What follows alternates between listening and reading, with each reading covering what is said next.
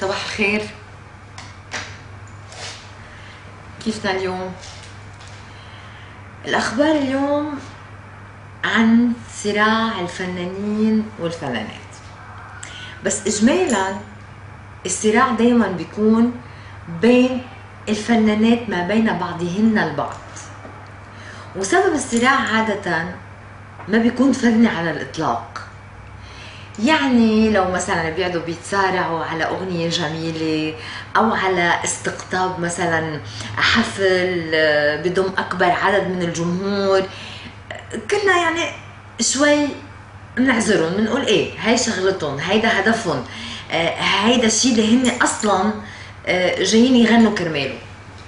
بس للأسف الشديد إنه صراع الفنانات اليوم هو صراع محض شخصي، والسبب او اذا بدنا نقول يعني الطريقه اللي بيغيظوا بعضهم فيها طريقه كتير هيك يعني ما يوخزوني شوي باللذيذ، بدنا نحكي فيها شوي هاي.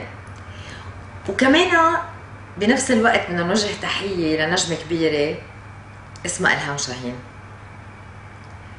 وبدنا نبلش بالحكي عنها.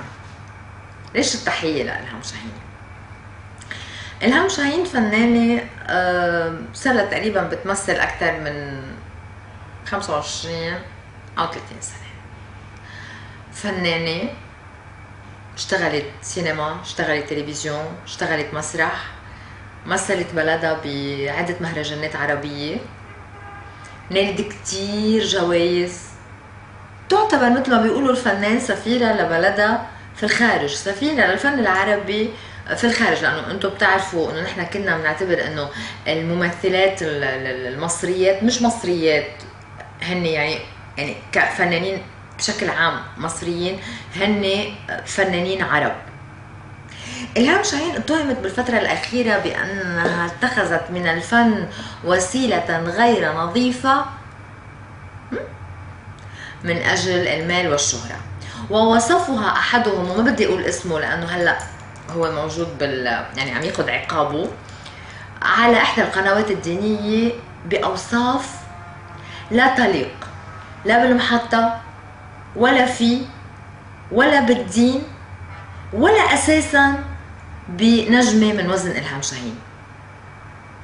اللي عجبني بإلهام مش إنه طلعت عملت مؤتمرات صحفية وطلعت تبكي وتتبكبك على هاي المحطة أو على هاي المحطة، على الإطلاق.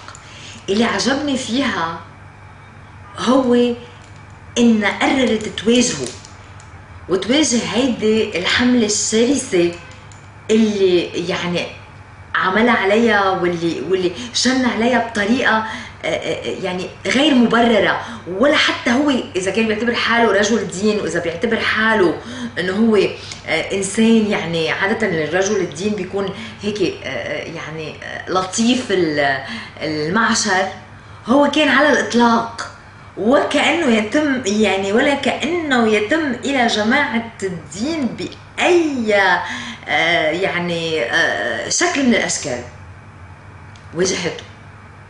واجهته بقوة القانون، واجهته بالمحكمة وكسبت القضية، وأصرت على تنفيذ الحكم.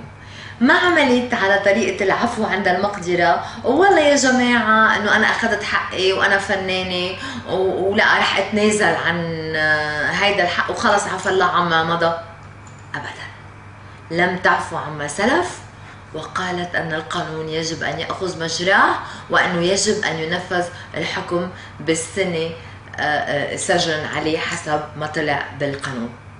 تحية إلك إلهام، تحية إلك نجمة، تحية إلك امرأة مقاومة ومناضلة من أجل الإبداع.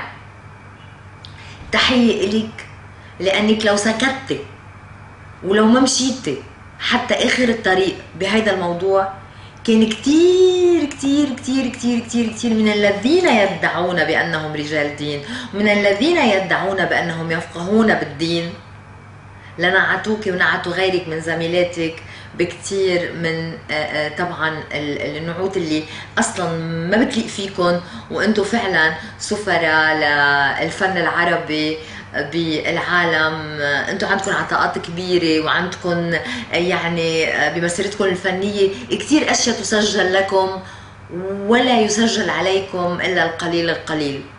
اما اذا كنا بدنا نحكي بالحياة الشخصية فبعتقد انه كل واحد حر بحياته الشخصية يا شيخنا الموقر الموجود اليوم خلف القضبان.